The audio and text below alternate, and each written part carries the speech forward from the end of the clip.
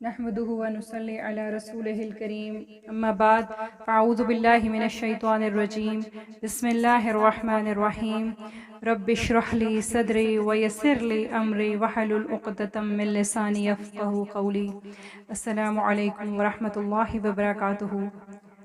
سیدنا امام حسین رضی اللہ تعالیٰ عنہ کی ولادت کی خبر جب نبی کریم صلی اللہ علیہ وآلہ وسلم کو دی گئی تو آپ صلی اللہ علیہ وآلہ وسلم نے انہیں آغوش میں لے کر دائیں کان میں آذان اور بائیں کان میں اقامت کہی، اپنی زبان مبارک ان کے منہ میں ڈالی اور کھجور چبا کر اس کی کھٹی دی اور حسین نام رکھا۔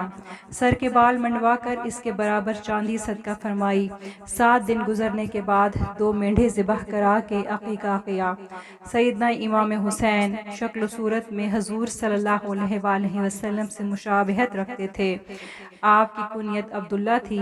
سید الشہداء اور شبیر آپ کے القاب ہیں۔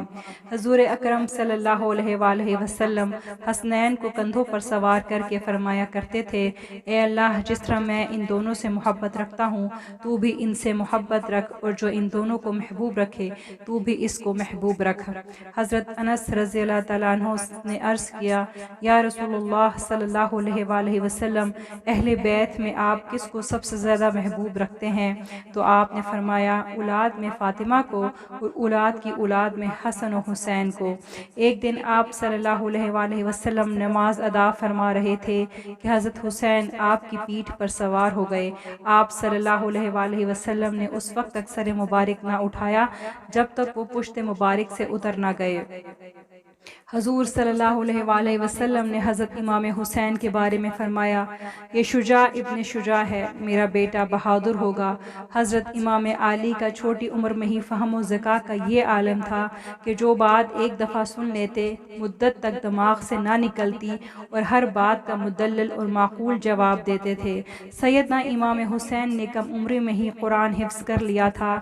آپ اخلاق و تہذیب، علم و دانش، فہم و ذکا، شجاعت و بصارت، خدمت و تواضع، صبر و قناعت، عفو و درگزر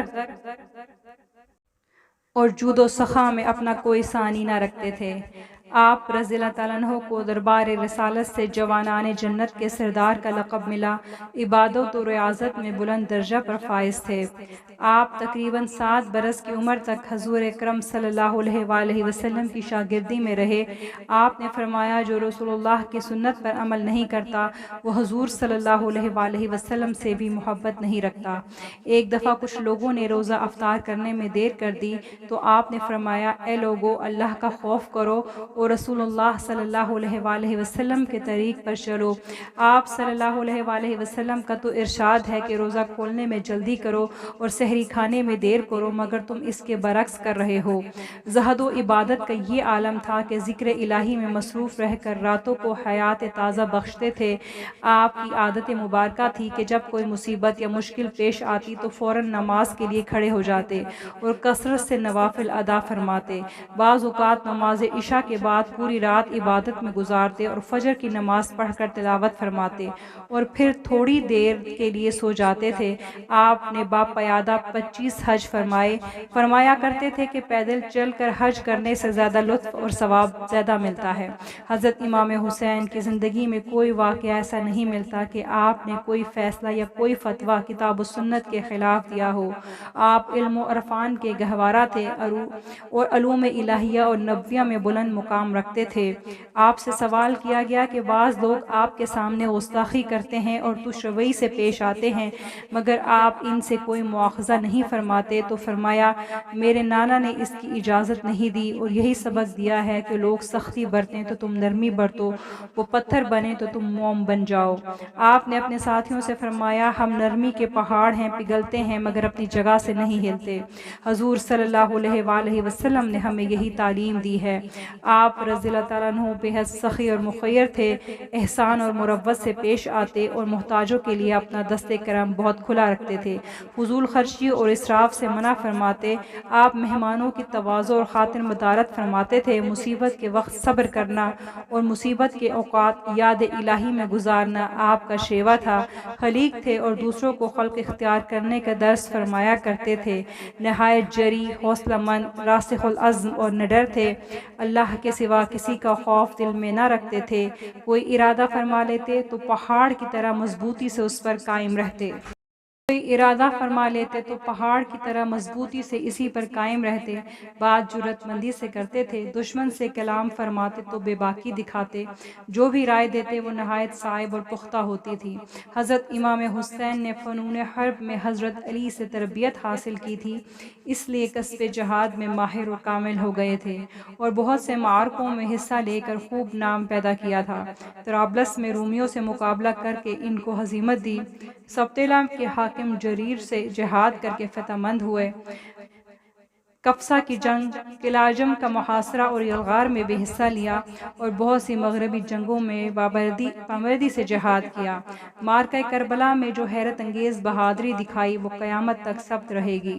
عبید اللہ ابن زیاد اور شمر ابن سعد ایسے اشقیاء کے سامنے جس جرات مندی اور استقلال کا اظہار کیا، اس کی مثال تاریخ میں نہیں ملتی۔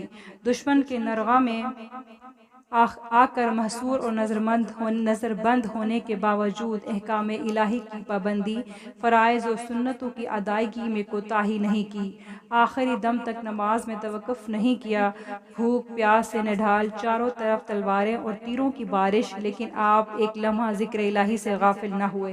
امام علی مقام نے اس عظیم خطرے میں کود کر جو بات ثابت کی وہ یہ تھی کہ اسلامی ریاست کی بنیادی خصوصیات، امت مسلمہ کا وہ بیش قیمت سرمایہ ہے جسے بچانے کے لیے ایک مومن اپنا سر بھی دے دے اور اپنے بال بچے بھی کٹوا بیٹھے تو اس مقصد کے مقابلے میں مہنگا سودا نہیں۔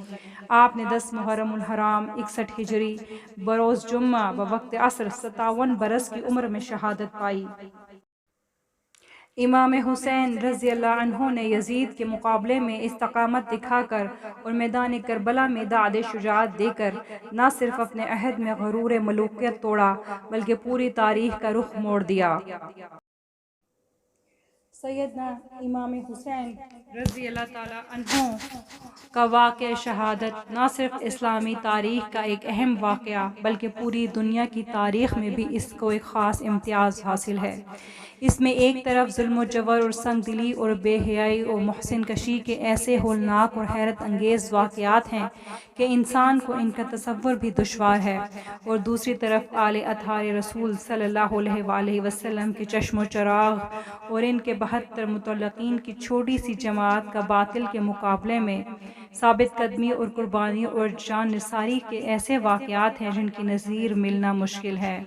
امام حسین رضی اللہ تعالیٰ عنہ نے حق پر ثابت قدم رہتے ہوئے کس طرح فسق و فجور کا مقابلہ کیا اور اپنے تمام رفقا کی قربانی دے دی اور اپنے بچوں تک کو قربان کر دیا، لیکن حق اور سچ پر قائم رہتے ہوئے اپنی بھی جان اللہ تعالیٰ کی راہ میں قربان کر دی اور شہادت کا وہ رتبہ و مرتبہ حاصل کیا کہ قیامت تک ان کی